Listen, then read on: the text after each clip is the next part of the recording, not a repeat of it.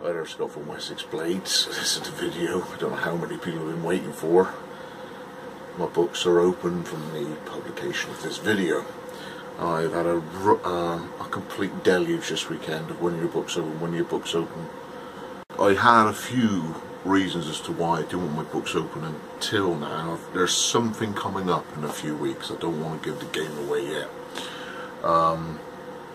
But there might be a little bit of interest in my stuff once this thing happens. So my plan was not to have my books closed if this thing actually fell into place. So books are definitely open. As soon as this video has gone up on YouTube and published, I'll do what I normally do, and that is be around for about an hour once it's published. And then that way you can have a few words with me rather than just going to email. Now the thing about emails, are incredibly time consuming because it's not really that instant backwards and forwards. Productivity goes right down the pan unless I'm maybe dying to shoot a sheaf. Maybe if I'm like doing paracord lanyards and I can stop at any one point, I'm glued to that laptop. Addressing the email details and things like that, and especially when you're waiting for deposits to pass one another, age checks to pass one another, specific details of the build. The way that I've ran my little Wessex Blades game, as it were, up until now has been more bespoke than I make what I make and sell what I make. In time, elements of that could come into it just so I can actually get some more efficiency in the workshop when the workshop is set up to be efficient. And at the moment, with this horrendous building fabric that I've got at the moment, I can only be as efficient as I can with the positioning that everything's in, because I don't know what's going to get rained on. But over the next week I've got something that should lift the efficiency when it comes to doing the leather work inside the house. Someone fully paid up for a job that was just as its completion, and as soon as that money went in, it went straight back out again, and I've invested in a very similar bench to what I've got that Jackie got me way back. If anybody knows Norton Rastock, there was a thing called Great Mills, a bit like B&Q, and this, my timber bench, this huge timber bench made out of like 6x2. She paid something stupid, like 39 quid for it. So I bought you a workbench, and I'm like, oh, okay. I'm thinking like Black & Decker work, mate. How much did it cost you? 39. And I'm like, that's not bad for Black & Decker work, mate. And when I got it, it's in a cardboard box, and the cardboard box is timber, and it's like this on open. So I've had this bench since I was in my first house, and it fit perfectly at the end of the garage. I'm getting something that's 6 foot, completely timber, with a mid shelf, a bottom shelf, and a back, and that is going to be my lever station. And I'm literally like this. Okay, so all my lever dies going to be across the top. I'm going to drill one huge nice lump of timber once and for all for stamps and tools and scribes and embossing tools. I'm getting into the embossing now. It's just going to be there, instead of me trying to shift about with a chair on casters. The marble slab that I've had has always been, I can't do it because I'm on a bureau, so I've got 2 wooden pullouts, and then down it, you can't do bang bang bang on it. Alright, so all my tooling, I'm either now on the floor because the marble slab is on a thing, if I'm doing loads of it. If I'm doing a little bit, okay, I'm turned sideways on, and I'm doing it on a stool to the side, and I lift it up and I carry on again. So it's sort of there, but it's just not, it's not there, if you understand me. So I've got that coming maybe Friday of this week. So getting stuff done over the next few days is going to be a bit hit and miss. I know for a fact with the snow for a roof, as soon as I put the heating on, it's going to start raining. So Kydex is a nightmare, which is in the bottom end there, the wet half. So I got a few leather straps I can do for one chap's griffin and Golock, and now I've got the leather I should press on with that. Got the hasps. I had the leather delivery, but I've also just got a great load of D's on their way from the supplier.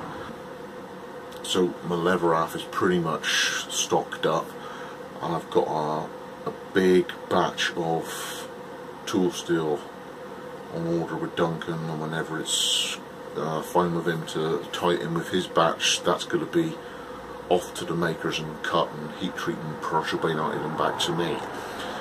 So what I want to do is, with the books opening, is start the video now, and I'll go through blank ideas of what people could order, just to give you a vague idea of styles, sizes, thicknesses, what I've got now. What's coming is my new Wessex, my new Yeoman, loads of Danelaw blank square because I've got a couple left. The LMAX is still here, but I'm out at 52-100, and a couple of Leicu's are coming in, because I've only got one left in 4.7, which I'll show you in a bit. So stuff to sort of give me a vague amount of stock. The way we're doing it, I've got thousands of pounds worth of things dotted around the place which don't get transferred or don't transform into money until I get out of it, because I've got to get the batches in an efficient amount. So if I just stop, and I'll pick a few up and show you a few of the blanks that I've got here now, but on the way is my new Wessex and my new Yeoman. So see you in a bit.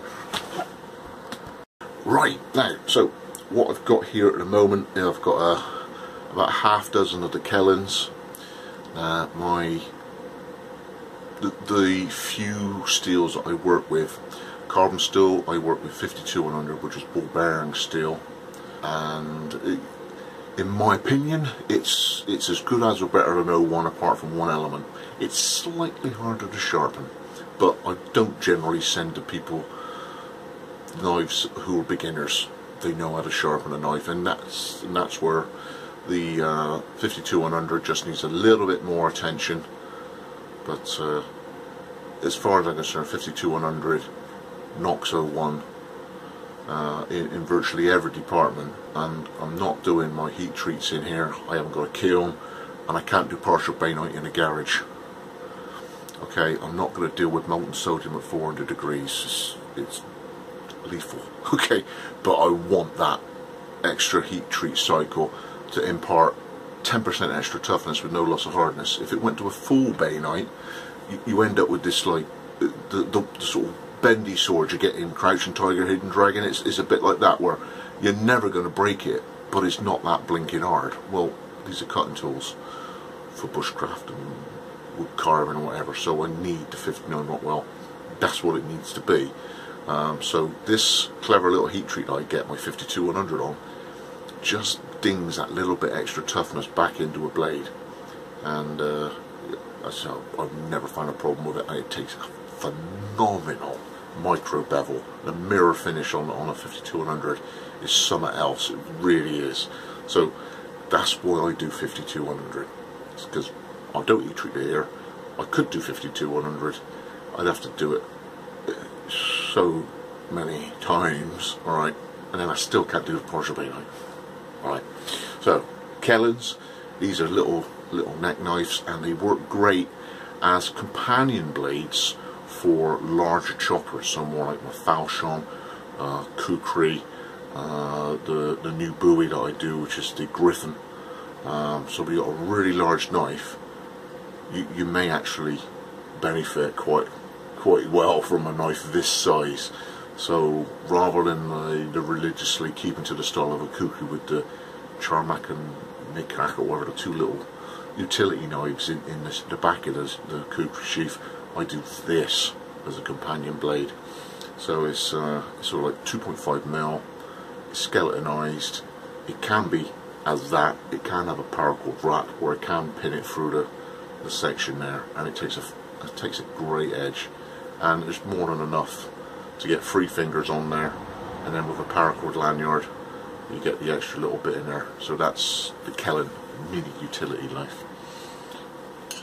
Sort of next up is one of my classics, and a big shout out to Duncan of Dorset Woodland. He started me off using his, I think these are DSKs, and so what I've done is slightly adapted the design, but what I've got is, if I do my business on this blade, I turn it into what a Merlin is. Okay, so I have a few of these still in 01, okay, but still they got that great heat treat. Alright, so in 01 I've got a few of these still around, and these are wood carving, bushcraft, prepping. They are skeletal, they will go quite well with that section there into a Kydex sheath with pretty good retention. So this is one of my highest popularity models I got, the Merlin. Why? Because they're freaking magic, they really are brilliant. So I give that a near to Scandi main grind, and then a micro bevel at the end, which is micro convex. Okay, just to make that edge a little bit more resilient. So Merlin, and you can see what I've done is that I've given it, in terms of design, more potential. So that would be a Merlin, that would be a Galahad. So those are the two models that this does. Full size is a Lancelot, so that's more of a sort of pokey thing, but the design at the end there is so that as the thing gets cut out with a laser, it doesn't burn the end, so it doesn't get a hot spot on the end. So a lot of people get a little bit suspicious of laser in case you get fine points and burn sections and decarburized or whatever, but this has been considered. So I got that ball end and I just gently grind that off. With the evolution of the design, I got 2 hole pins there, and I can put a lanyard pin anywhere in there, and it's been skeletonized to reduce weight for no real loss of strength. So that's more of a modern one for me. 52-100 with the partial bainite. I got a few in 4.7mm, so I can go up to almost a full flat grind on that. Full flat grind with a micro convex edge. The Galahad is one of my favourite knives of all knives. Literally, I am really passionate about when that knife gets made into a Galahad. It just feels right. Okay, this is the Yeoman. This is now getting a redesign, so I'm slimming the handle down, and it comes up a bit higher to allow different blade profiles, but it can easily be ground down to this sort of utility mid-sized knife, just to transition out for foraging, bushcraft, wood carving. But now with a 3-inch blade, we're into the territory of sort of rat-free, SE3 sort of huge tasks that it can do. So you know, you can do logs of so big to get your fire really going. You're now into a transition of this thing can do a lot more work than the little utility knives. So these are Yeomans, again 52-100, slightly different handle, the new ones will be, and more potential for different profiles on the end there. Now is the Puko. Yeah, now I've got these in 3 different thicknesses because I can order the stock that it's used in.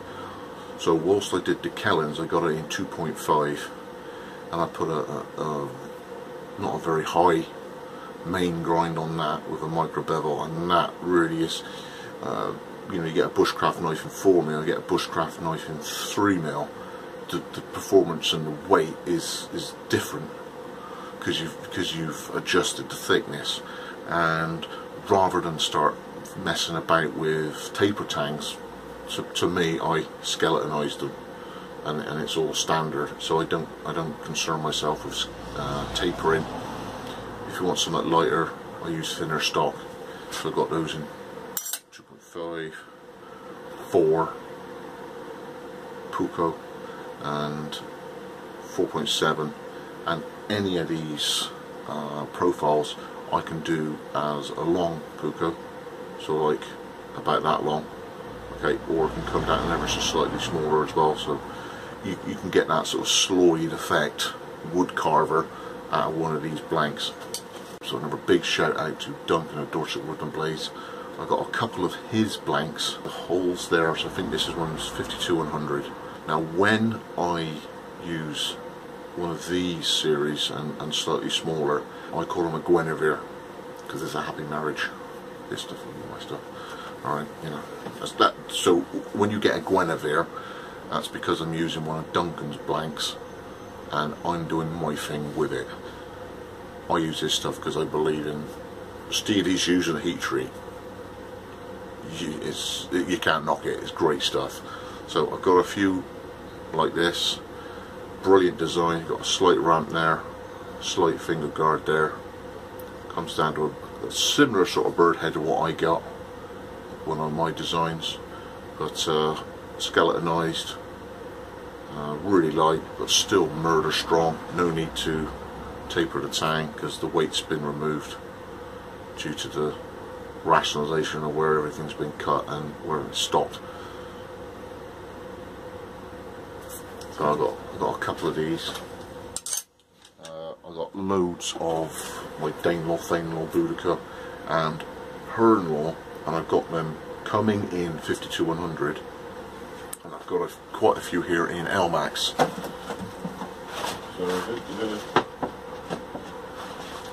And you can see me being savvy and accepting advice. These come square-ended, and I literally, all the grinder then gets used is to create the shape I need from that square end. So the 4 different profiles I've got Danelaw 4-inch, which is the Woodsman, the Danelaw 4.5-inch, which is the Huntsman, the Danelaw, and the Hernlaw, and I use 4.7mm, which is this is 4, so when it's a little bit thicker. The full-size camp knife, that's the Hernlaw, and that's again, that's nudging into one of my favourites, Hernlaw Galahad. I get all of it. Yeah, man. Right, so that's the mid-sized ones. I've got one of these coming up very early in my next batch. This is a Jackal. This is in 52-100. And now we're moving up into 5.2, I think this thickness of this one is. This is more survival knife now. So I've got jimping on the top. I've got a finger choil underneath. Skeletonized handle, and I can get plenty of pins in the handle. It's large, strong, but it's comfortable to use. The handle's really nice on this one. You'll be surprised, you put it in your hand, it's sort of half moon, but it just works.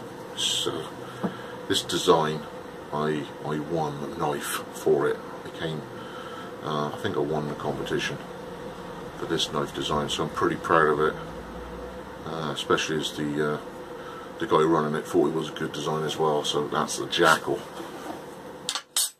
New weapon size now. I've got a couple of Leku. I've got a few in carbon steel. So these are originals.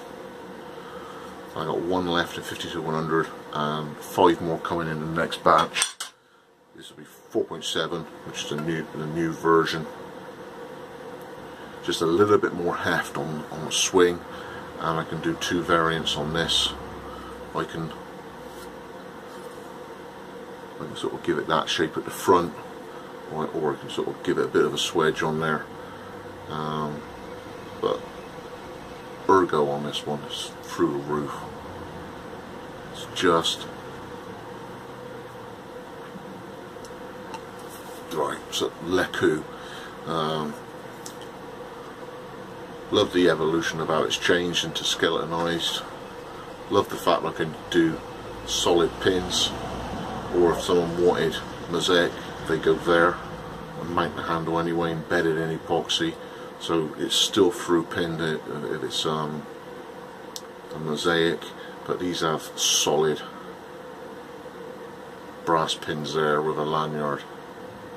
If you get it, say, one of the mosaic, it can go at that end. But this is one of my, again, this is like where a Merlin's very popular, Leku. This is my last one out of the batch of 10, so I've sold like 3 carbon and 9 of these, so there's a dozen of these out there now. So a very popular model is the Leku. Now we're up into my large beefy things. I've got an old version here. This is sort of like the size of what a Griffin is, but now it's got a far more well designed handle. This is an old one, so that, if you imagine with a skeletonized handle, is a Griffin. Big, and I go to more of a saber grind on this because this is 6mm thick. When I go up to even larger, so we're into 8mm, the big daddy of the lot is the falchion, and the falchion comes in 8mm. Rich torn. This is the one they call the boar knife, I think it is. This in 8mm, and I go right up to about there on the grind, like that. And then with a convex micro bevel, and that takes so much weight off the front. Again, skeletonized handle, and you'd be surprised how heavy it is not, with that 8mm stock at the top for weight forward chopping. Yet, because of that big sweep there, by the time you put your hand there, thumb there, that's nearly balanced now with my thumb on it for detail work. I mean, look how it's moving in my hand. Imagine how much stock I'm taking out with a near full flat grind, and all of a sudden it just comes alive. So that's falchion in 8mm. When it comes to these big ones, I also impart extra toughness and I flame the back. So there's a lot of effort in these, but it's more effort than most when it comes to not just stock removal. I have 3 of my new model kukri. This piece of wood, so it's not got a hole in it. Okay, so it can be similar profile to that, or just grind that away and you get a more standard looking kukri. So I've got a long sur-pate design, and I got this sort of woodland bushcraft version, again 8mm, really thick, but I'll take the grind quite high, and then it starts getting lighter and more agile. And even now, that, you know, it's not that bad, even without having the steel ground away for the blade edge. So kukri. I'm trying to think, we do have the odd one still. So that's a marauder. These are the cleavers. When it's out to here, that's a berserker. I'm thinking of taking the grind slightly higher on the next batch, so sort of halfway up on 6mm, just to get it. You can add that performance again. So those are my the theory of those is in the thicket of a hazel sort of brush section, and you don't want a large swing, so you just literally boom, like that. So those are for more confined areas. And then sort of finishing it off, you've got the Wessex blades Go Lock in CS75, which I then put into water, flame the back, so I impart the spring back into the CS75. Bomb-proof. This is down to my frustration with Martindale's. So make your own, I was told, and that's what me and Duncan worked out the design, and so off we went. And then lighter and longer, I've got Golazashi. So this is more of a sort of a bush sword, a lighter, easier to handle, lighter thicket sort of stuff. But because of its agility, the speed is increased, the length is increased, so you'll be surprised how well it works. And plenty of pin options on the end, so that's the Golazashi. So that's my range. I should be online for about an hour after this is uploaded, so thanks for joining me again. Right, so the phone's full up, so I'm on the other phone now, backup phone, so thanks for joining me again. The procedure for ordering is I'll need an age check from anybody who's not ordered from me before. If I haven't met you at a show or a meet, I'll run through your details, but basically it's a way that I can satisfy my local trade and standards office that I'm not buying from Johnny age 15.